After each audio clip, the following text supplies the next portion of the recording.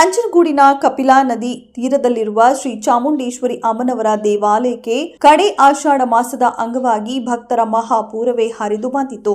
ಆಷಾಢ ಮಾಸದ ಕಡೆ ಶುಕ್ರವಾರದ ಅಂಗವಾಗಿ ಶ್ರೀ ಚಾಮುಂಡೇಶ್ವರಿ ಅಮ್ಮನವರ ಮೂರ್ತಿಯನ್ನ ಬಣ್ಣ ಬಣ್ಣದ ಹೂಗಳಿಂದ ವಿಶೇಷವಾಗಿ ಅಲಂಕರಿಸಲಾಗಿತ್ತು. ಇನ್ನು ಸಾವಿರಾರು ಭಕ್ತರು ಇಂದು ಬೆಳಗ್ಗಿನಿಂದಲೇ ಸರತಿ ಸಾಲಿನಲ್ಲಿ ಬಂದು ಶ್ರೀ ಅಮ್ಮನವರ ದರ್ಶನ ಪಡೆದು ತಮ್ಮ ಭಕ್ತಿ ಭಾವ ಮೆರೆದರು.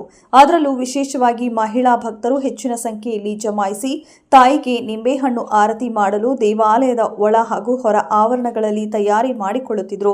ಇನ್ನು ದೇವಾಲಯದ ಹೊರ ಆವರಣದಲ್ಲಿ ಭಕ್ತರು ನಿಂಬೆಹಣ್ಣು ಆರತಿ ಮಾಡುವ ಮೂಲಕ ತಾಯಿ ಚಾಮುಂಡೇಶ್ವರಿಗೆ ತಮ್ಮ ಭಕ್ತಿ ನಮನ ಸಲ್ಲಿಸಿದರು.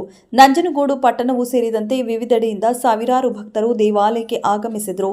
ಇದೇ ಸಂದರ್ಭದಲ್ಲಿ ಬಂದ ಎಲ್ಲಾ ಭಕ್ತರಿಗೆ ಕರ್ನಾಟಕ ರಕ್ಷಣಾ ಪಡೆ ವೇದಿಕೆ ಅಧ್ಯಕ್ಷ ಪ್ರವೀಣ್ ಕುಮಾರ್ ನೇತೃತ್ವದಲ್ಲಿ ಪ್ರಸಾದ ವಿನಿಯೋಗ ಮಾಡಲಾಯಿತು. ದೇವಾಲಯದ ಪ್ರಧಾನ ಅರ್ಚಕರಾದ ವೈದ್ಯನಾಥ ದೀಕ್ಷಿತ್ ಮಾತನಾಡಿ ಇಂದಿನ ವಿಶೇಷತೆಗಳ ಬಗ್ಗೆ ವಿವರಿಸಿದರು.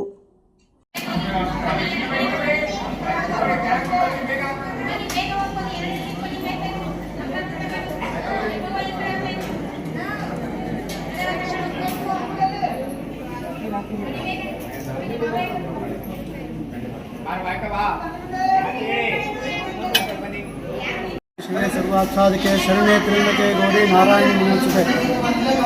ಆಷಾಢ ಮಾಸದ ಪ್ರಯುಕ್ತ ಕಡೆ 4ನೇ ಶುಕ್ರವಾರದ ಇಂದು ಬೆಳಗಿನ ಜಾವ ಅಮ್ಮನವ್ರಿಗೆ ಹಾಲು ಮೊಸರು ಪಂಚಾಮೃತ ಅಭಿಷೇಕ ವಿವಿಧ ಪುಷ್ಪಗಳಿಂದ ಅಭಿಷೇಕ ಆಗಿ ಇಂದು ಈಗ ಮಹಾಮಂಗಳಾರತಿ ಮುಗಿತು. ಮಹಾಮಂಗಳಾರತಿ ಅಲಂಕಾರ ವಿವಿಧ ಪುಷ್ಪಗಳ ಅಲಂಕಾರ ಮತ್ತು ಶ್ರೀ ಚಾಮುಂಡೇಶ್ವರಿ ಹೆಂಗಿದೆ ರೂಪ ಅದೇ ರೂಪದಲ್ಲಿ ಗಂಧದ ಅಲಂಕಾರ ಮಾಡಲಾಗಿದೆ.